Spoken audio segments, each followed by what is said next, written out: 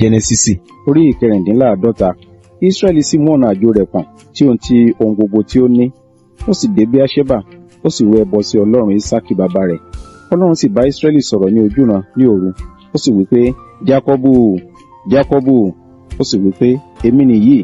Ó sì wí pé, èmi ni Ọlọ́run, Ọlọ́run bàbá rẹ. Má bẹ̀rù láti sọ̀kalẹ̀ lọ sí ilẹ̀ Íjíbítì, nítorí ibẹ̀ ni èmi ó gbé sọ ìwọ di orílẹ̀-èdè ńlá. Èmi ó sì bá ọ sọ̀kalẹ̀ lọ sí Íjíbítì. Èmi ó sì mú ọ gòkè wá ní tòótọ́. Jósẹ́fù ni yóò sì fi ọwọ́ rẹ̀ pa ọ́ ní ojúdé. Jákọ́bù sì dìde láti Beerṣeba lọ. Àwọn ọmọ Ísírẹ́lì sì mú Jákọ́bù bàbá wọn lọ, àti àwọn ọmọ wẹrẹ wọn, àti àwọn aya wọn nínú kẹ̀kẹ́ ẹrù tí Fáráò rán láti mú un lọ. Wọ́n sì mú ẹran wọn àti ẹrù wọn tí wọ́n ní ní ilẹ̀ Kénáánì, wọ́n sì wá sí Íjíbítì, Jákọ́bù àti gbogbo ẹrú ọmọ rẹ̀ pẹ̀lú rẹ̀, àwọn ọmọ rẹ̀ àti àwọn ọmọ ọmọ rẹ̀ pẹ̀lú rẹ̀, àti àwọn ọmọbìnrin rẹ̀ àti àwọn ọmọbìnrin àwọn ọmọ rẹ̀. Gbogbo ẹrú ọmọ rẹ̀ ni ó mú pẹ̀lú rẹ̀ wá sí ilẹ̀ Íjíbítì.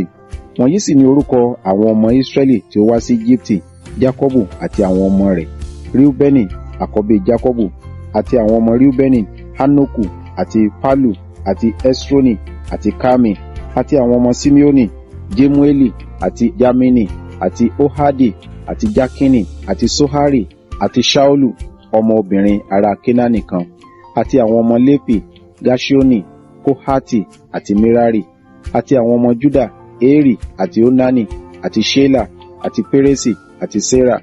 Ṣùgbọ́n Eri òun Nani ti kú ní ilẹ̀ Kénáánì.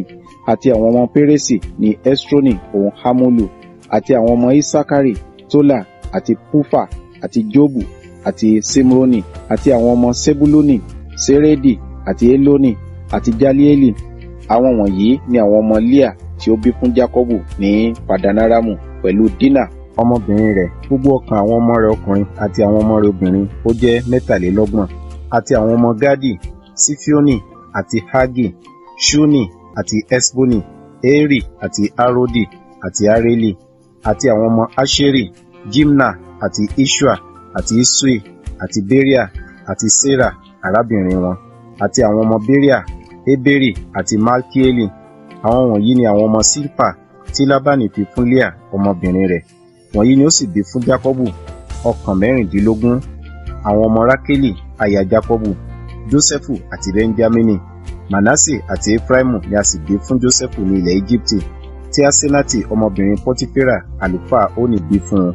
Àti àwọn ọmọ Benjamini, Bela àti Bekeri àti Ashbeli, Gera àti Naamani, Ehi àti Roshi, Mupimu àti Hupimu àti Adi. Wọ̀nyí lé àwọn ọmọ Rákélì tí a bí fún Jákọ́bù. Gbogbo ọkàn náà jẹ́ 14. Àti àwọn ọmọ Dani, Hushimu, àti àwọn ọmọ Naftali, Yaasieli àti Guni àti Jeseri àti Ṣilemu. Wọ̀nyí sì ni àwọn ọmọ Bilha tí Labani fi fún Rákélì ọmọbìnrin rẹ̀. Ó sì bí wọ̀nyí fún Jákọ́bù. Gbogbo ọkàn náà jẹ́ 7. Gbogbo ọkàn tí ó bá Jákọ́bù wá sí Íjíbítì, tí ó sì ti inú Jákọ́bù jáde, ní àìka aya àwọn ọmọ Jákọ́bù, ọkàn náà gbogbo jẹ́ 76. Àti àwọn ọmọ Jósẹ́fù tí a bí fún un ní Íjíbítì jẹ́ ọkàn 2. Gbogbo ọkàn ilé Jákọ́bù tí ó wá sí ilẹ̀ Íjíbítì jẹ́ 70 ọkàn.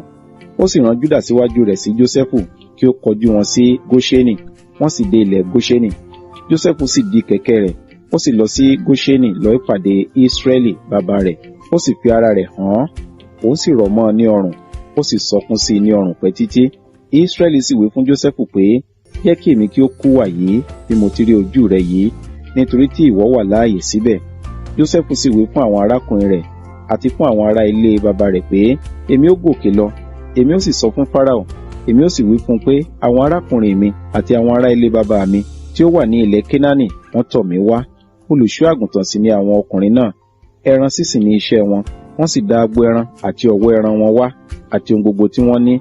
Yóò sì ṣe nígbà tí Fáráò bá pè yín, tí yóò sì bi yín pé kí ni iṣẹ́ yín, kí ẹ̀yin kí ó wí pé òwò àwọn ìránṣẹ́ rẹ ni ẹran sísìn láti ìgbà èwe wa wá títí ó fi di ìsinsìnyí, àti àwa àti àwọn baba wa pẹ̀lú, kí ẹ̀yin kí ó lè jókòó ní ilẹ̀ Góṣẹ́nì, nítorí ìríra ni olùṣọ́ àgùntàn gbogbo sí àwọn ará Íjíbítì.